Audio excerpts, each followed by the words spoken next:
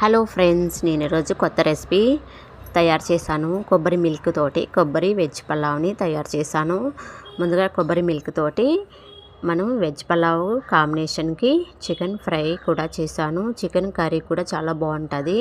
ఇందులోనికి potato curry కూడా చాలా టేస్టీగా ఉంటుంది.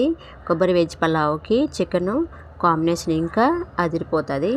ఈ ప్రాసెస్ మీకు కావాలంటే ఫుల్ వీడియోలో ఉన్నాయి, చూసేయండి స్కిప్ చేయకుండా. మనం ఇందులోనికి రాజ్మా కర్రీ కూడా చాలా బాగుంటుంది. నేనైతే కొబ్బరి వెజ్ పలావ్ కోసము చికెన్ ఫ్రై కూడా చేస్తాను. మీరు రాజ్మా కర్రీ చికెన్ తిన్న వాళ్ళు రాజ్మా కర్రీ కూడా మన ఫుల్ వీడియోలో ఉంది, చూసేయండి. ఇది చాలా టేస్టీగా ఉంటుంది.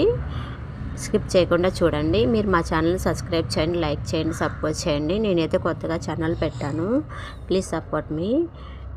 ఇలాగా కొబ్బరి మిల్క్ తోటి కొబ్బరి వెజ్ పలావ్ కూడా చేసుకున్నాను. కొబ్బరి మిల్క్తో కొబ్బరి అన్నం కూడా